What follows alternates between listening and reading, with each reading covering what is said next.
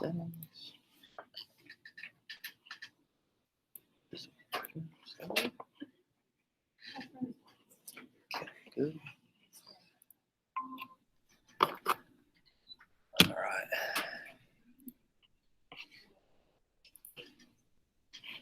All right, guys, we're going to start the day off with a bell ringer. You know how I. So also, if you wanted to, you can put in your notes on the Notes app. That's fine too. And you can just screenshot that if you'd like, whatever you want to do. Or just keep it in your notes for the rest of the remainder of the year, the semester. Or you can do it on a Word doc. I've had students in the past do that as well. So whatever you want to do. It's when people join online. Yeah. Okay, let me put up the bell ringer for you. Just reviewing the material that we went over yesterday. So list and describe the 4 goals of psych. Okay, use your notes if you need to. Use a textbook. Okay, that's available to you as well. So list and describe the 4 goals of psych. I'll give you some time to work on that. I know it's a little bit of a longer one, so there you go.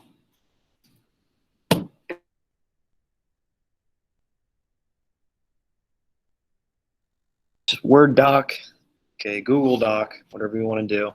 And then you can just, you at home, you can email it to me so then I have your bell ringers for the week. That'd be the easiest.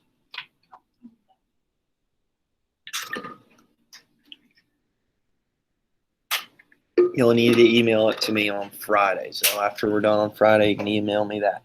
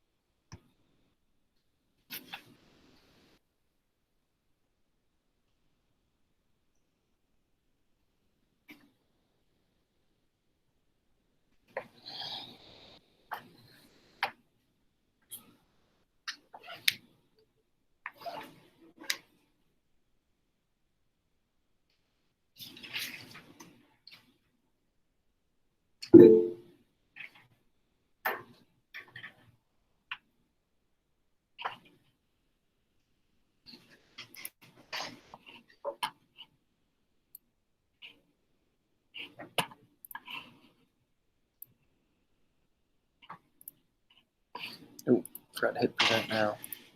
There you go. Sorry about that at home.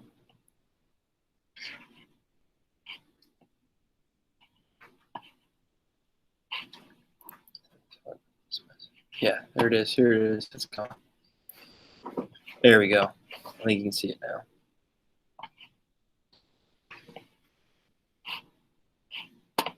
Just check one more time, see if it's presenting. Yep, good.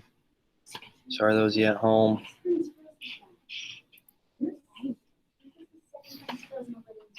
Get it. There you go. There you go. Sorry about that. Let's describe the 4 goals of psychology.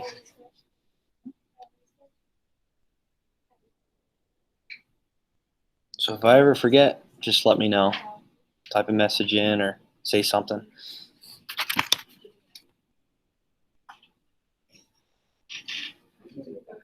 What's up, man? I go to the back. Yeah, here. I'll sign you out. How's your day going so far? It's going pretty good. Rooster. Let's see what they say for that.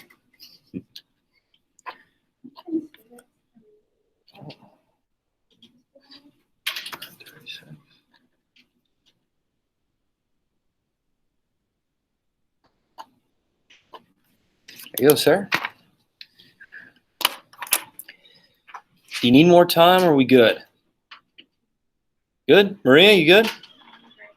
All right, sounds good. Sounds good. All right, so let's go over this real quick. List and describe the 4 goals of psychology. All right, the first one, what do we have? What do we have for the first goal?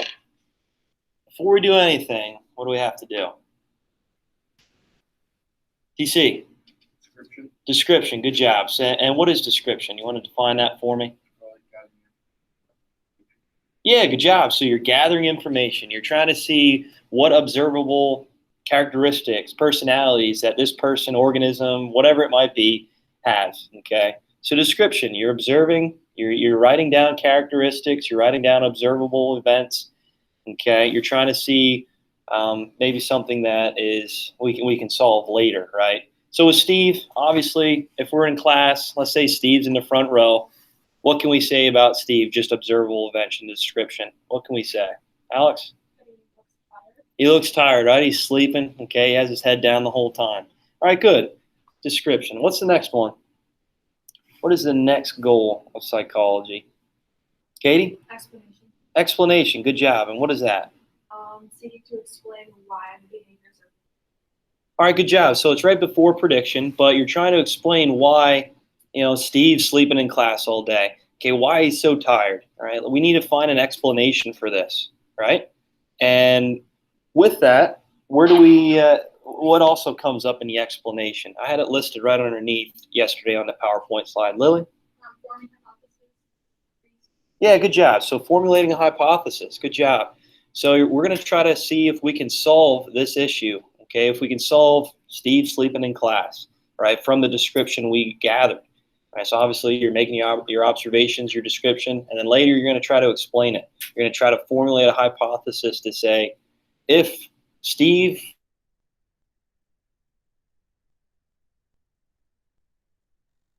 is right, I think so. And then eventually we'll have to go through the scientific method, which we'll talk about today, which you guys should all know already. So it's kind of a review of information. And then we can post that through experimental variables, things like that, and see how it will work out. And then we can publish our results. Or if they didn't work, we have to go back up to the top and formulate a new hypothesis. Maybe it's just his energy drinks that he's drinking. I don't know. Who knows? We'll have to figure that out with our hypothesis.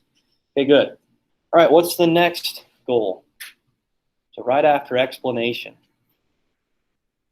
Maria? Prediction, yeah, good job. So explain that a little bit.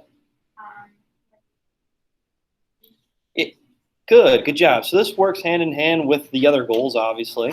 So with the explanation, with the hypothesis, we're going to try to predict behavior. Okay, and that's where the hypothesis really fits in. Okay, so again, if we try to limit his time online, if we make Steve go to bed at a decent time, if we eliminate maybe some of the foods that he's eating and energy drinks that he's drinking that we talked about yesterday, maybe we can predict behavior, right? Maybe we can try to predict an outcome for Steve to help him out with some of the issues that he has in class and his grades, okay? Or maybe some of the social cues he has with his friends and family. Right? I know we talked about different perspectives and approaches to psychology yesterday, just based off of Steve. There's multiple ones, right? I think we listed 5, 6, 7, I don't know how many approaches and perspectives, but we'll get to those a little bit later. And then finally, what's the last one here? The last goal of psychology that we talked about. Katie, go ahead. Influence. Influence, yeah, good job. So explain that. We want to try to influence the behaviors in households. Yeah, good job. So this is where we're actually applying what we observed, our hypothesis, okay? And we're applying this to try to help him out, try to help Steve out. So the experiment will fall into this, okay? And once we see the results of whatever our hypothesis was, or variables that we're introducing, we can try to influence his behavior, okay? We can try to apply our variables to whatever Steve is doing to help him out, okay? So applied science, which we'll talk a little bit about here soon as well. Okay, we got to apply what we researched to our experiment. Does that make sense, guys? All right, so the 4 goals of psych. Make sure you guys remember that. All right, that will definitely pop up here on a quiz or a test in the upcoming future. Again, bell ringers, what are they again?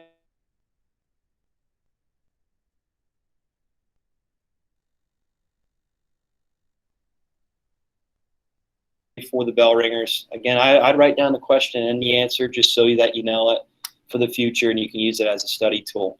And I'll grade that Friday. So I think with tomorrow we'll have 3 of them, correct? I think so. I think it'll be 3. Yeah, so that's 3 points right there. Next week we'll have 5 probably. So there's 8 points in 2 weeks that you gain just by doing the bell ringer.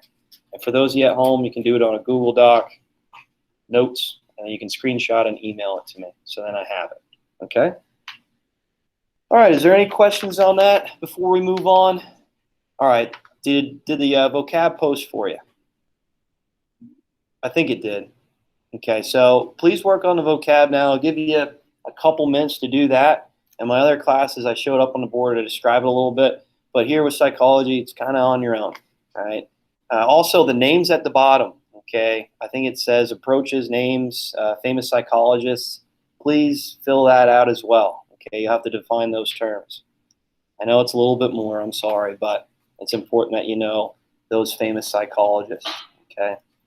Again, you can do it on a Google Doc, a Word doc, notes, however you want to record your vocab terms. You can write them out as well, whatever you want to do. Okay, whatever you want to do. All right, I'll give you a couple minutes to work on that. How about 4 to 5 minutes? Does that work? I know there's a lot of terms, so I'll give you 4 to 5 minutes to work on that. Same thing at home, guys. Just work on the vocab for now. Use the PowerPoint to help you. All the terms are in the PowerPoint, okay? And let's just say for some reason one of them's missing. You can look it up on your iPad. Use your resources, okay? Use the online textbook. That's there to help you as well.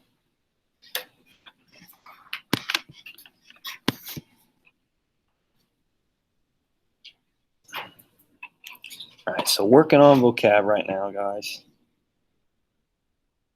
I'll pull that up for you if I can find it here. Just go to the classroom page. Can't hear me at all. Can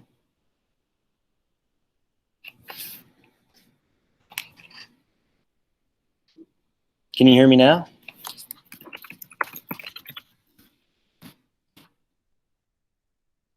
Was I too far away? I think that's what it. Oh.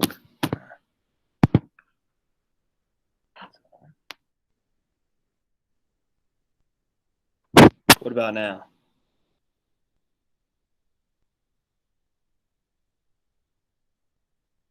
Yeah, try that. Try that.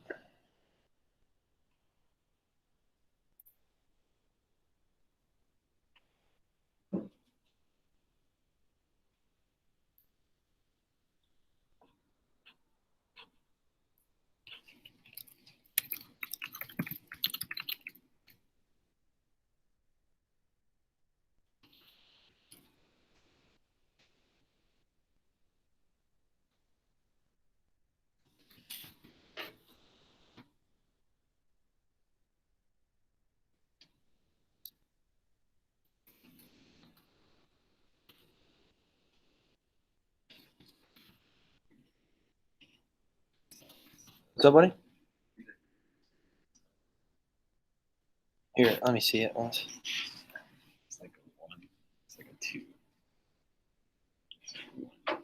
Oh, I think it's just like the sections. Yeah. Yeah.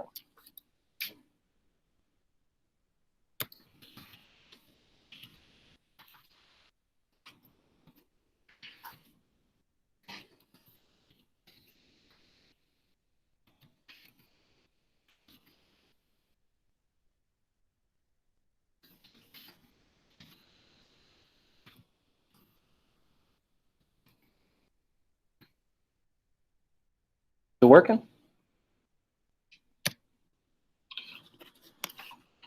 Can you hear me, Taylor? Okay, good. Yeah, we just went over the 4 goals, so yeah, it's just a review from yesterday.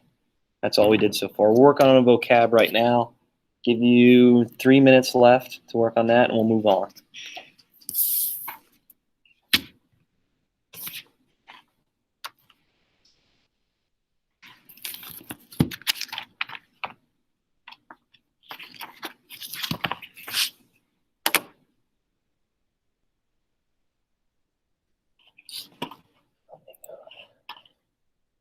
I just posted those.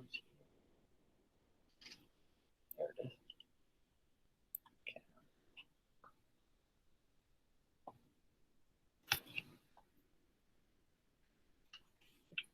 So not all of them will have real world examples. That's fine. For now, just worried about just the definitions, okay?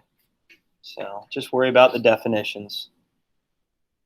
If you have any real world examples, throw them in. I mean, that's just something that can help you out to understand the term a little bit better. That's why I put that in there, okay?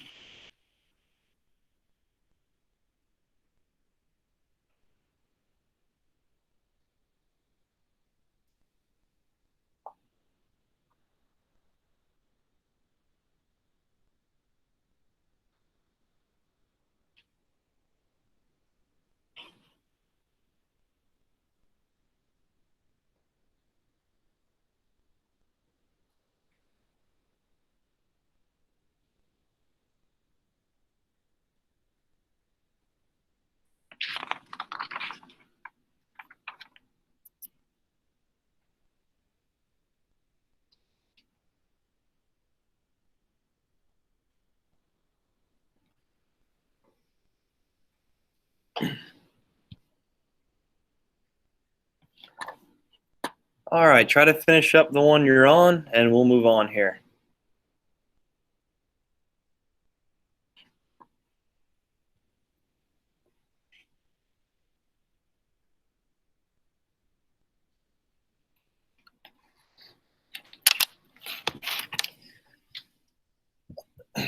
All right, so when you're finished, open up the online textbook, okay? And we'll go to page 14 on there. So I think it is page 26 on the online textbook, okay? 26. So everybody follow along here with this reading. It's very interesting stuff today. Pseudopsychology we're going to get into, and then phrenology, okay?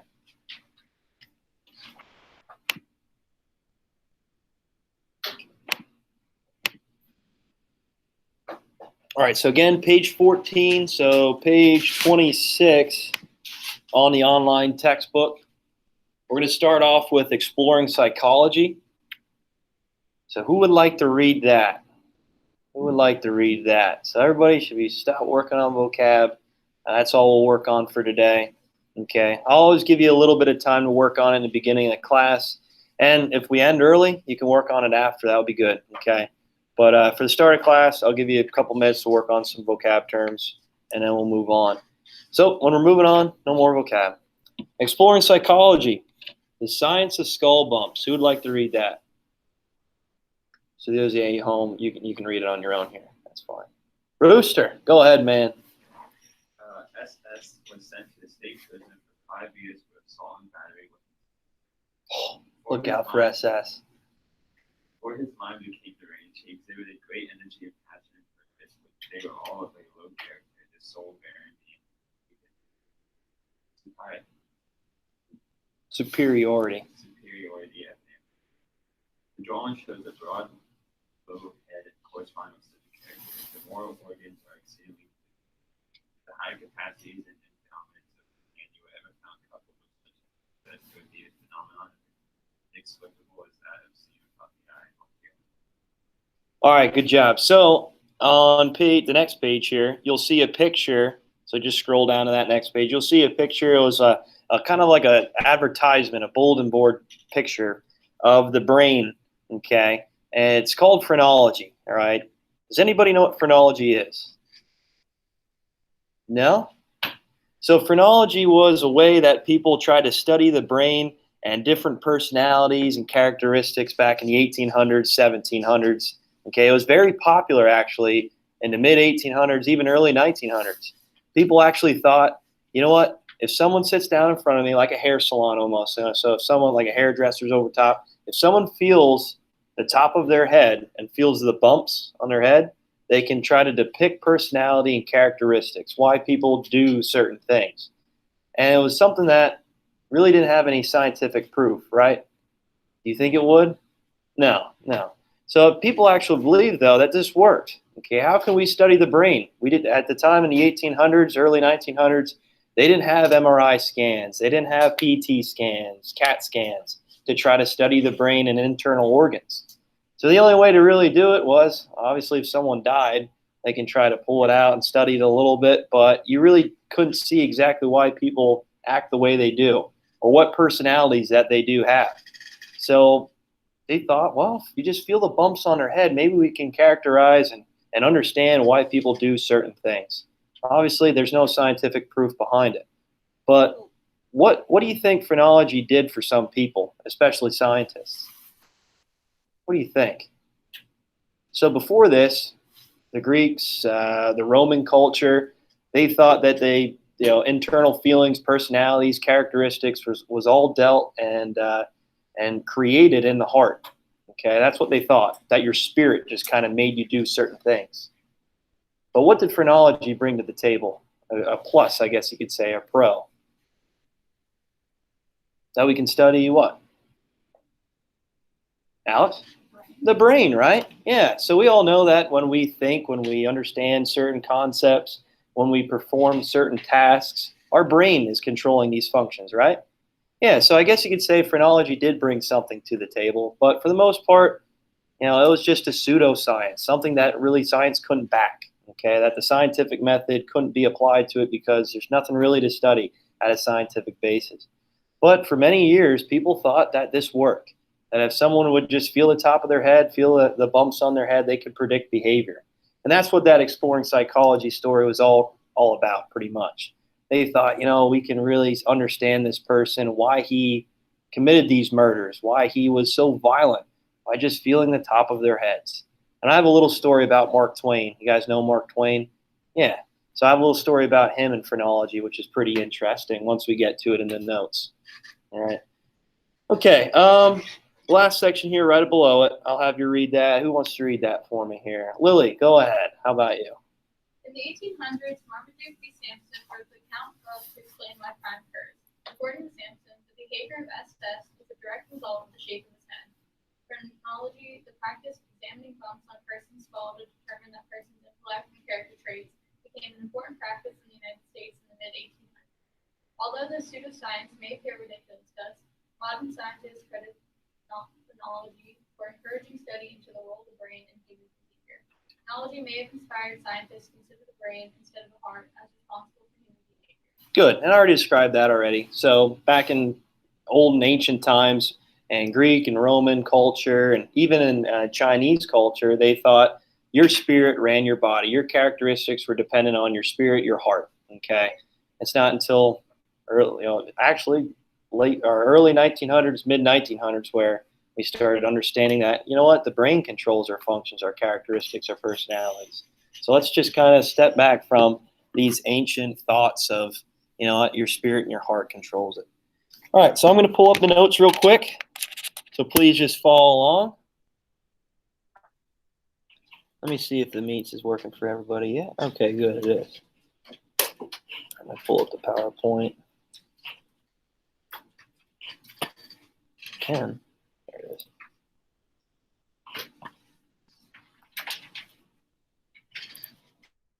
There it is.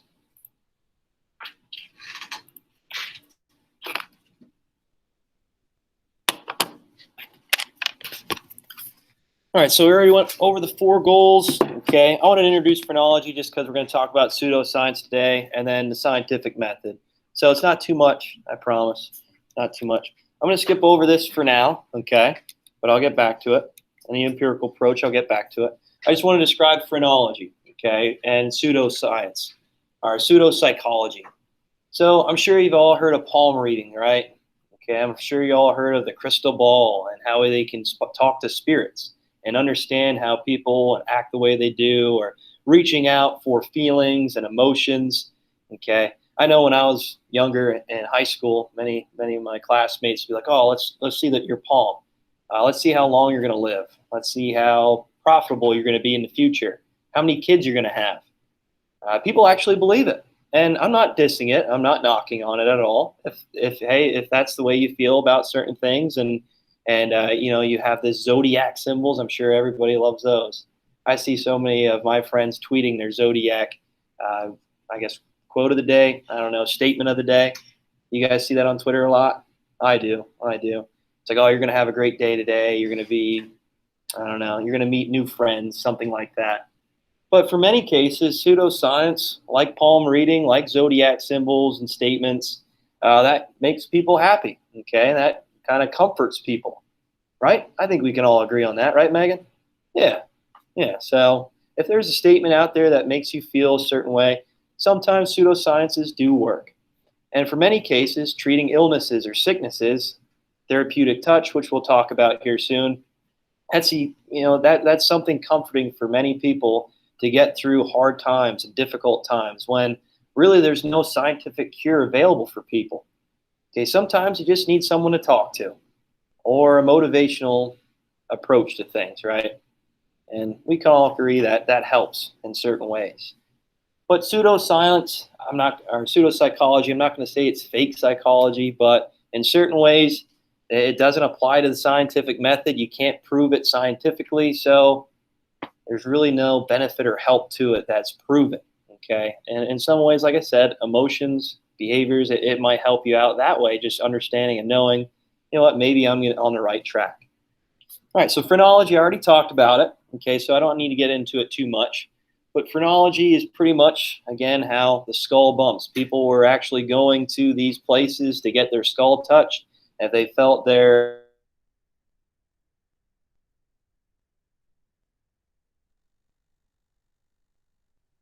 feeling the top of their head.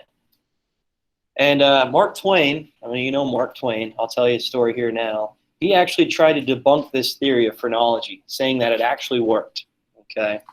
So he actually went into this phrenologist shop, this office, okay, and he got his head touched, right? He really didn't say the exact attributes or personalities that they said to him, but he's like, oh yeah, the one day I went in just normal, I didn't dress myself up in any way, and they depicted what I was feeling, okay, how I was creative in certain ways, which he goes, you know what, they're right. You know, he wrote many stories, so yeah, he was creative. So at first he's like, wait a minute, maybe they're on the right track here. Okay, and then he started talking about some of his personalities, how he's maybe hostile in certain situations or violent. Okay, so he wrote this down. He's like, okay, these are characteristic, the personality traits that they said to me at the phrenologist's office. So then a few months later, he goes back. He disguises himself a little bit, though, and the man didn't recognize him. That was perform the phrenologist test. Okay. And he went back in, he disguised himself. I don't know what he did. I think he maybe shaved his mustache off, cut his hair, or put on, I don't know, some sort of makeup to disguise himself a little bit. So he went in, the phrenologist, and it was a totally different characteristic personalities than what he had from the previous time, or the previous appointment that he had. So he wrote these down in a notebook, same thing, and went back at the third time, a couple months later. Same thing. The guy didn't recognize him because he disguised himself a little bit different the next time. You think after several times you know who the man is, but for some reason, every time he went back, there was different characteristics. Okay, there was different types of personality traits that this phrenologist gave Mark Twain. So he wrote this down and he just tried to debunk the theory that phrenology actually worked. And I think it's interesting because when you think about it, the mid 1800s, early 1900s, that's not too long ago. It just shows how much psychology and technology advanced in a short amount of time to understand the brain and see exactly how it works. All right, so I already kind of talked about this already. All right, the negative effects of pseudopsychology. There's a lot of confirmation bias. Okay, there's a lot of thoughts that, you know what, they don't have the scientific method to really prove these points, to really understand fully where this information is coming from. Okay, there's no research involved with this at all. It's actually just being based off emotions, being based off of types of intuitions, okay, personalities, things like that. But in many cases, like I mentioned before, it can be a motivational boost. For many people, they think, you know what, this is actually benefiting me moving forward. Okay, so pseudoscience for many people, pseudopsychology is a plus, I guess you could say. But the real negative effect to it, it doesn't fit in with the scientific method. Okay, there's no research behind it proving that it actually is efficient, that it actually benefits people. All right.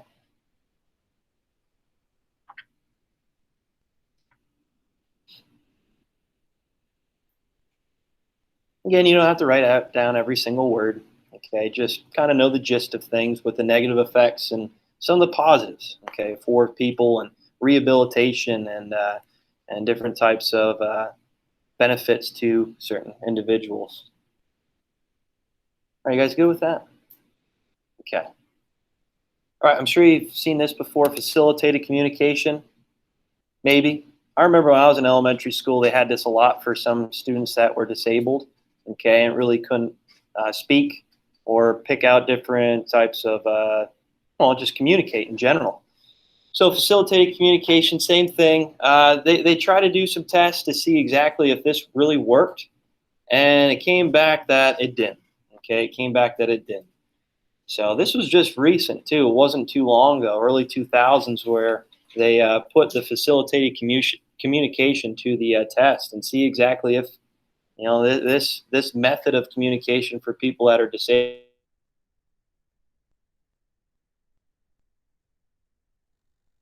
Because really the instructor, the person that's trying to help and aid the disabled person, they are guiding their hand, right? They are guiding where letters and verbiage and different words that are being created.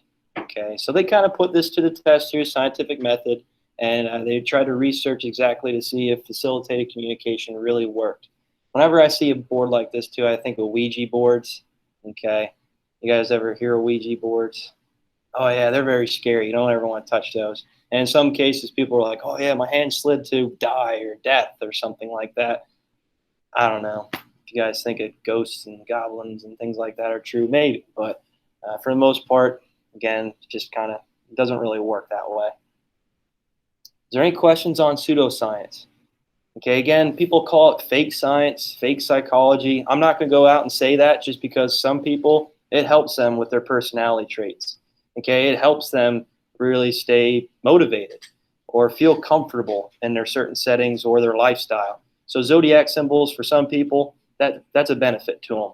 But again, there's no scientific proof behind it, which I want to go back to scientific methods. So make sure you guys write this down here. This will be on a quiz or a test, which you guys should already know, okay? Should already know.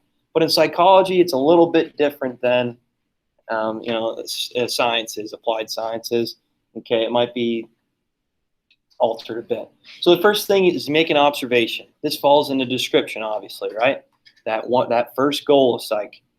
You have the description. You're making an observation. You're writing down characteristics, okay? You ask a question. Okay, you ask a question. Why is this person acting the way they are? Why is this person falling asleep in class? Why is this person always looking up Fortnite videos? Why is this person always watching his highlights from the game before? I don't know. We'll figure it out. Okay. Then you formulate a hypothesis, right? Which falls under explanation, right? The second goal. Okay. You formulate a hypothesis. So if, let's say TC watches more of his film to see what errors or mistakes he made in the game before, then the next game he's going to work on those mistakes, right? That week of practice, he's going to work on those skills and try to become better for the next game, right? Good. But if he does it in class, it might hurt his grade. It might hurt his grade. But he'll flip a coin, see what's better for him. Okay, so if the hypothesis is a go, you have your hypothesis ready to go. You're going to go to make a prediction. Hey, look at that. That's the next goal. Predict. Okay, you're going to make a prediction. See what's going to happen. You're going to see exactly how this study might work out. Okay. Then you do the experiment based off of your prediction. You might throw in different variables to help guide your hypothesis towards that theory, towards that proven result that you're looking for. Okay, after your experiment, you're going to analyze the results. You're going to see if this experiment really worked, if your hypothesis was up to shape, if it worked out for you or not. Okay. And this is where it gets a little tricky. Not too bad, though. So after you analyze your results, if your hypothesis is incorrect, you got to go all the way back up to the drawing board. You got to restart. Okay, does that make sense, guys? So if your hypothesis proves that it's false after your experiment, you're going to have to go back up to the top where you formulate your hypothesis and change that up a little bit, depending on your results. Okay, then you'll have to go through the whole thing again, run through your experiment to see if it actually is proven.